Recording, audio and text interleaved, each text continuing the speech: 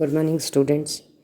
प्रथम संक्रमण श्रेणी सेकेंड ईयर का अपन ये चैप्टर पढ़ रहे थे, जिसमें नेक्स्ट टॉपिक है रंगीन विलयन और यौगिक। प्रथम संक्रमण श्रेणी फर्स्ट ट्रांजिशन सीरीज़ का है कलर्ड सोल्यूशन और ट्रांजिशन एलिमेंट्स। इसमें जनरली ये देखा जाता है जितने भी ट्रांजिशन एलिमेंट्स होते हैं उसमें लगभग 90% जो होते हैं वो कलर्ड सॉल्यूशंस देते हैं, रंगीन विलयन बनाते हैं। अब रंगीन विलयन बनाने के लिए पीछे इसमें क्या कारण होता है उसको इसमें पूरा एक्सप्लेन किया गया। जितने भी संक्रमण तत्व हैं उनमें एक अलग तरह का जो ये टिपिकल जो प्रॉपर्टी होती है एस और पी ब्लॉक से इनको अलग करती है, जबकि एस पी ब्लॉक वाले कभी भी नहीं देते हैं ये वाला कलर्ड सॉल्यूशन, वो ज़्यादातर कलरलेस होते हैं। संक्रमण तत्व जो होते हैं वो आयन ये रंगीन इसलिए देते हैं कि इनके जो अणु, परमाणु या आयन वो क्या करते हैं, दृश्य प्रकाश मतलब क्या होता है, विजिबल लाइट, उसमें जिसकी कि 400 से 700 नैनोमीटर वेवलेंथ होती है, तरंग दैर्ध्य होती है, उसमें से ये लाइट को एब्जॉर्ब करते हैं। एब्जॉर्ब करने अवशोषित कर लेते हैं। अवशोषित करने से क्या होता है, इसके जो n-1d इलेक्ट्रॉन होता है वो इलेक्ट्रॉन क्या करता है, एक्साइट हो जाता है। जैसे ही उसने दृश्य प्रकाश में से लाइट को एब्जॉर्ब करा, किसी भी तरंग दैर्ध्य की लाइट को, कोई भी एक तरंग दैर्ध्य की लाइट को वो एब्जॉर्ब कर लेता है और उससे वो एक्साइट हो जाता है। एक्साइट होने के बाद क्या होगा कि वो जो भी लाइट उसने एब्जॉर्ब करी है, बाकी की रिमेनिंग जो लाइट है बची हुई दृश्य प्रकाश में कितने कलर होते हैं जिसको अपन की विबग्योर से बोलते हैं, violet, indigo, blue, green, yellow, orange और रेड। ये 7 कलर होते हैं। इनमें से जिस भी कलर की लाइट को यह कंपाउंड या ये आयन अवशोषित कर लेता है जिस तरंग दैर्ध्य की लाइट को, तो बची हुई तरंग दैर्ध्य जिस लाइट की उस लाइट की जो बची हुई तरंग दैर्ध्य है वो क्या होगी, परावर्तित हो जाएगी। परावर्तित या उसको अपन उत्सर्जित भी बोल सकते हैं। पर वो संगत रंग जो कि परावर्तित हो रहे हैं वो परावर्तित अपने को दिखाई देते हैं, यानी कि जो उसने अवशोषित कर ली वो रंग तो उसमें से गायब हो जाएगा और बाकी का रिमेनिंग जो है उसका जो संगत रंग है वो अपने को दिखाई देने लग जाता है। इस तरह से जो इलेक्ट्रॉन होते हैं वो इलेक्ट्रॉन लाइट को दृश्य प्रकाश में एब्जॉर्ब करके बचे हुए संगत कलर को अपने को शो करता है कि किस तरह से वो किस कलर का होगा। जितने भी धातु आयन हैं यदि अपन देखें तो सारे धातु आयन जो हैं वो कलर्ड नहीं होते हैं, कुछ तो इसमें कलर्ड होते हैं और कुछ रंगहीन भी होते हैं। अब ये कलर वापस किसके ऊपर डिपेंड करता है, पहले तो इसको दृश्य प्रकाश के फॉर्म में समझा दिया।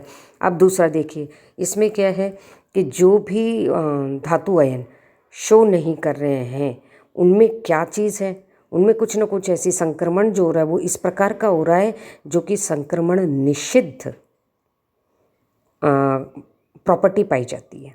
संक्रमण निषिद्ध प्रॉपर्टी जिसमें क्या होगा, कलर दिखाई नहीं देगा। अब ये संक्रमण निषिद्ध क्या होता है, देखिए सबसे पहले जब लाइट को इलेक्ट्रॉन ने एब्जॉर्ब करा, वो इलेक्ट्रॉन n-1d इलेक्ट्रॉन ने एब्जॉर्ब करके नेक्स्ट n-1d कक्षक में चला जाता है।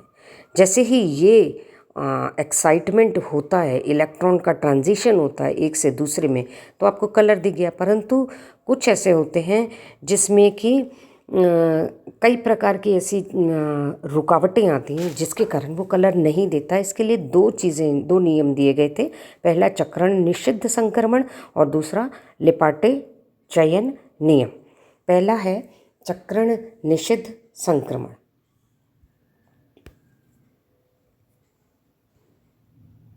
चक्रण निषिद्ध संक्रमण में क्या बताया गया है, देखिए संक्रमण से जो भी आयन हैं उनके अयुग्मित इलेक्ट्रॉनों की संख्या में यदि अंतर आ रहा है तो वो निषिद्ध माना जाता है।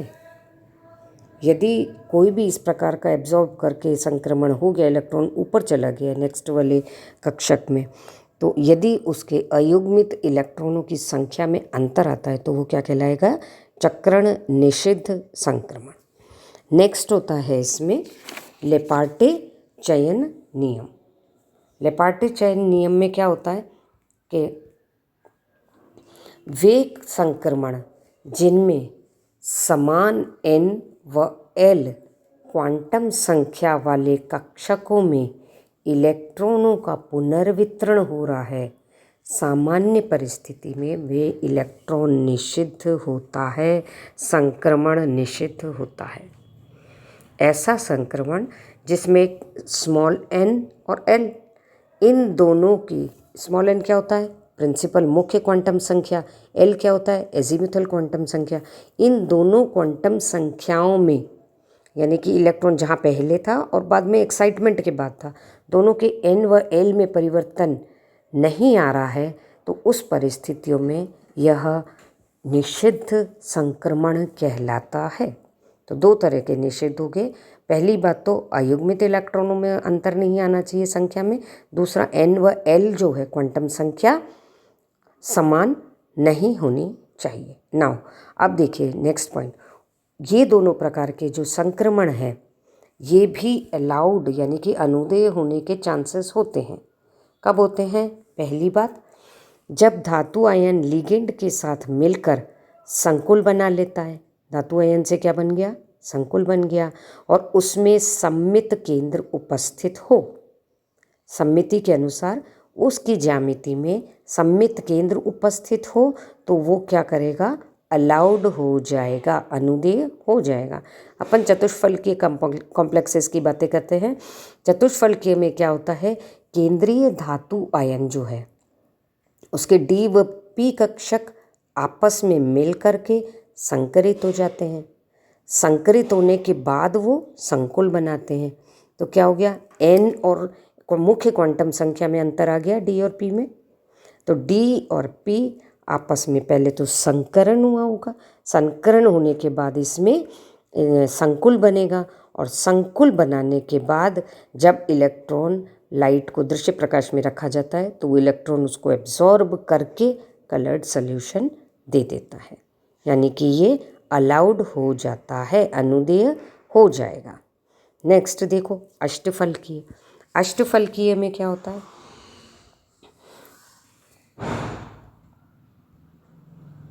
अष्टफलकीय में क्या होता है? संकुल में केंद्रीय धातु आयन केवल डी कक्षक, केंद्रीय धातु आयन के केवल डी कक्षक ही संकरित करते हैं। ये अपन ने जब पहले संक्रमण श्रेणी इसके जो हाइब्रिडाइजेशन पढ़े थे, संकरण पढ़े थे, उसमें देख लिया था कि ये इसमें केवल डी ऑर्बिटल ही संकरण में पार्टिसिपेट करते हैं, और वो बना करके संकरित कक्षक और उससे संकुल बनाते हैं। तो संकुल जो होता है इसमें सममित केंद्र उपस्थित नहीं है, अष्टफलकीय में सममित केंद्र उपस्थित नहीं होता है, अतः यह संक्रमण निषिद्ध हो जाएगा। परंतु यदि अष्टफलकीय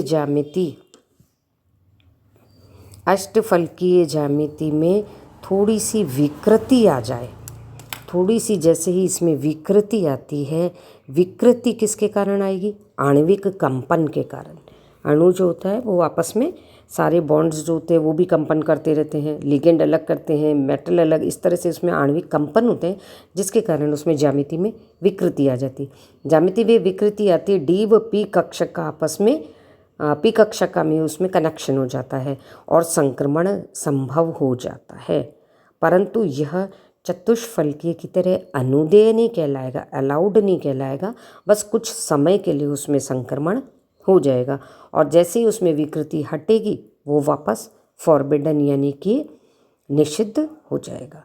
इस तरह से दो कंडीशंस होती हैं जिसके कारण कलर्ड सॉल्यूशन प्राप्त होते हैं, और सिलेक्शन रूल में किस तरह से वो अनुदेय होता है और किस तरह से निषिद्ध होता है। एक एग्जाम्पल अब देखिए, कोबाल्ट जो है वो टेट्राक्लोरो कोबाल्ट 2+, ये एक आयन है, चतुष्फलकीय होता है, इसमें डी व पी संकरण होते हैं, अनुदेय संक्रमण इसमें होगा क्योंकि ये चतुष्फलकीय और इसमें सममिति केंद्र उपस्थित होता है, सममित केंद्र उपस्थित होता है तो ये गहरे नीले रंग का होता है। इसी तरह यदि अपन हेक्सा एक्वो कोबाल्ट की बात करेंगे, +2 आयन है, ये अष्टफलकीय है क्योंकि इसमें 6 वाटर मॉलिक्यूल जुड़े हुए हैं, इसमें डी व पी कक्षक का संकरण नहीं होता, इसमें केवल डी का ही होता है। इसमें केवल आणविक कंपन होते हैं।